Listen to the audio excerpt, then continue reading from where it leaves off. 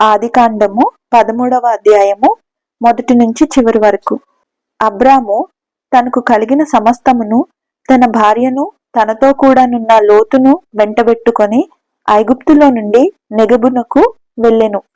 అబ్రాము వెండి బంగారము పశువులు కలిగి బహు ధనవంతుడై ఉండెను. అతడు ప్రయాణము చేయుచు దక్షిణం నుండి బేతేలు వరకు, అనగా బేతేలుకును హాయికిని మధ్య తన గుడారము మొదట ఉండిన స్థలము వరకు వెళ్ళి తాను మొదట బలిపీఠమును కట్టిన చోట చేరెను. అక్కడ అబ్రాము యెహోవా నామమున ప్రార్థన చేసెను. అబ్రాముతో కూడా వెళ్ళిన లోతుకును గొర్రెలు, గొడ్లు, గుడారములు ఉండెను గనుక వారు కలిసి నివసించుటకు ఆ ప్రదేశము చాలకపోయెను.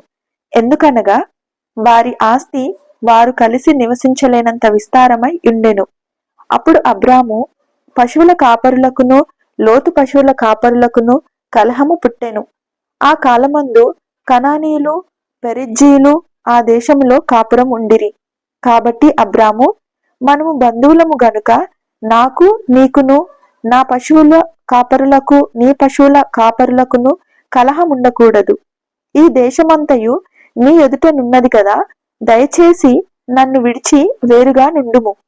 నీవు ఎడమ తట్టునకు వెళ్ళిన ఎడల నేను కుడి తట్టుకును, నీవు కుడి తట్టునకు వెళ్ళిన ఎడల నేను ఎడమ తట్టుకును వెళ్ళుదునని లోతుతో చెప్పగా, లోతు తన కన్నులెత్తి యోర్దాను ప్రాంతమంతటిని చూచెను. యెహోవా సొదొమ గొమొర్రా అను పట్టణములను నాశనము చేయక మునుపు సోయరుకు వచ్చు వరకు అదంతయు యెహోవా తోట వలెను, ఐగుప్తు దేశము వలెను నీళ్లుపారు దేశమై ఉండెను. కాబట్టి లోతు తనకు యోర్దాను ప్రాంతమంతటిని ఏర్పరచుకొని తూర్పుగా ప్రయాణము చేసెను. అట్లు వారు ఒకరికొకరు వేరైపోయిరి. అబ్రాము కనానులో నివసించెను.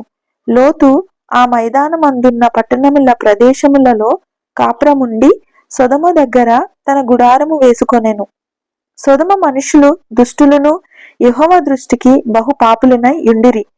లోతు అబ్రామును విడిచిపోయిన తరువాత యెహోవా, ఇదిగో నీ కన్నులెత్తి నీవు ఉన్న చోట నుండి ఉత్తరపు తట్టు, దక్షిణపు తట్టు, తూర్పు తట్టు, పడమర తట్టును చూడుము. ఎందుకనగా నీవు చూచుచున్న ఈ దేశమంతటిని నీకును నీ సంతానమునకును సదాకాలము ఇచ్చెదను. మరియు నీ సంతానమును భూమి మీద నుండు రేణువుల వలె విస్తరింప చేసెదను. ఎట్లనగా ఒకడు భూమి మీద నుండు రేణువులను లెక్కింపగలిగిన ఎడల నీ సంతానమును కూడా లెక్కింపవచ్చును. నీవు లేచి ఈ దేశము యొక్క పొడుగున వెడల్పున దానిలో సంచరించుము, అది నీకిచ్చెదనని అబ్రాముతో చెప్పెను. అప్పుడు అబ్రాము తన గుడారము తీసి హెబ్రోనులోని మమ్రే దగ్గరనున్న సింధు వృక్ష వనములో దిగి అక్కడ యెహోవాకు బలిపీఠము కట్టెను. ఆదికాండము 13వ అధ్యాయము పూర్తి అయినది. ఆమేన్.